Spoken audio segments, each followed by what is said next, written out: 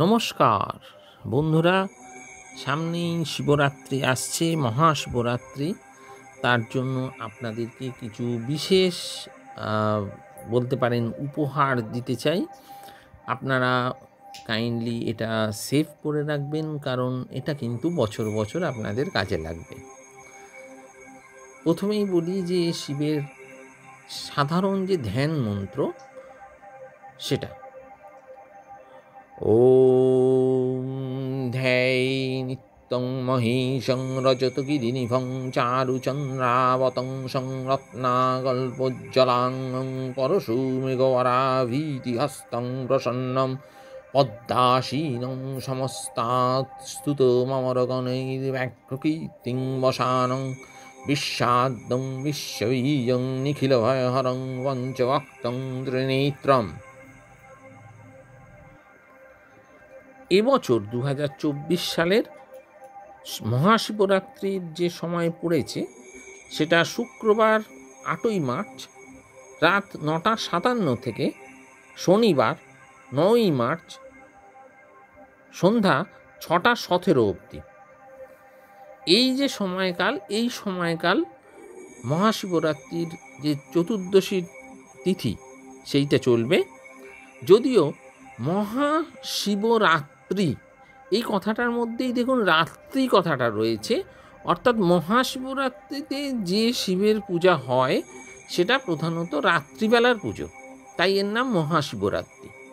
এখানেতে নিয়ম মেনে, শাস্ত্র মেনে যদি পুজো করা হয়, তাহলে 4 প্রহরে 4 বার 4 রকম উপকরণে শিবকে স্নান করিয়ে আমরা পুজো করে থাকি।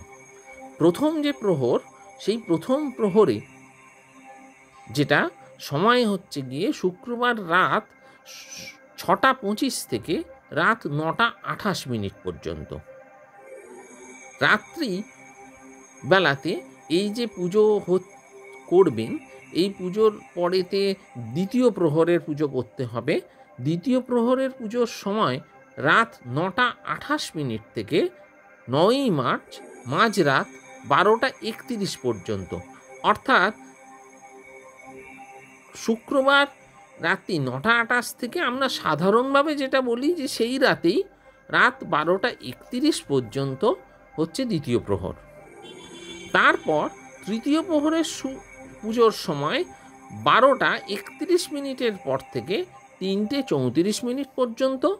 আর চতুর্থ প্রহরের পুজোর সময় ভোর রাত 3:34 থেকে ভোর সকাল 6:37 পর্যন্ত চতুর্থ প্রহরের পুজো হবে।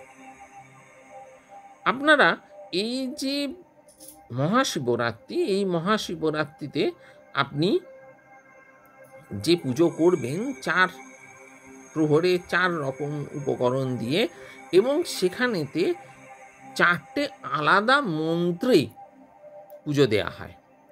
প্রথম প্রহরে যে শিবলিঙ্গে স্নান করাবেন, সেটা দুধ দিয়ে স্নান করানো হয়, এবং তখন মনে মনে বলা হয় ওম হ্রিং ঈশানায় নমঃ, ওম হ্রিং ঈশানায় নমঃ, ওম হ্রিং ঈশানায় নমঃ।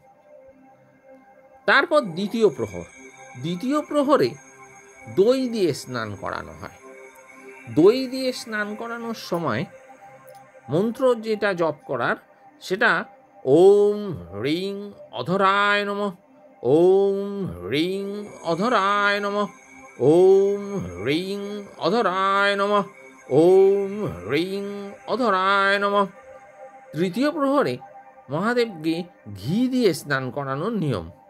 তখন মন্ত্র হচ্ছে ওম হ্রিং বামদেবায় নমঃ, ওম হ্রিং বামদেবায় নমঃ, ওম হ্রিং বামদেবায় নমঃ। চতুর্থ প্রহরে মধু সহযোগে স্নান করানোর সময় মন্ত্র বলবেন ওম হ্রিং সদ্যজাতায় নমঃ, ওম হ্রিং সদ্যজাতায় নমঃ, ওম হ্রিং সদ্যজাতায় নমঃ।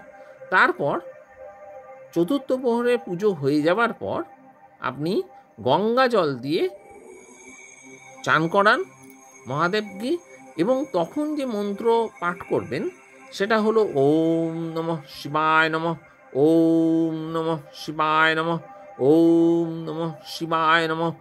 আমি সাধারণভাবে মাত্র 3 বার করে বললেও কিন্তু 108 বার মন্ত্র জপ করলে সব থেকে ভালো। শিবলিঙ্গের ওপর বেলপাতার মালা, বা যদি না পান তাহলে এমনি বেলপাতা।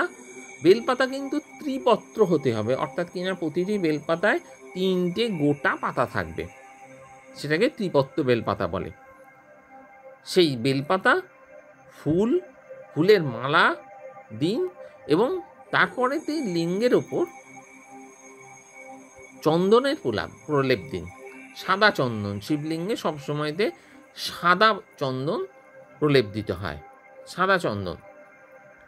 এইখানেতে আর কি কি লাগতে পারে না, গঙ্গা জল, দুধ, ঘি, দই, মধু, শ্বেতচন্দন, বেলপাতা, এগুলো তো বললামই। তার সাথে সাথে ধুত্র ফুল, আকন্দ ফুল, গোলাপ জল, ধূপ, প্রদীপ, 5টা যে কোনো গোটা ফল, সন্দেশ ইত্যাদি আপনি রাখবেন।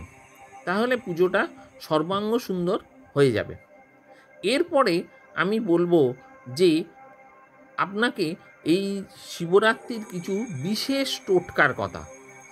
আপনারা এতক্ষণ যেটা শুনলেন, এরপরে আর একটা অডিও আমি দিচ্ছি, যেটা আপনারা ভিডিওর সাথে পেয়ে যাবেন এর পরবর্তী আর একটা পার্টের ভিডিওতে।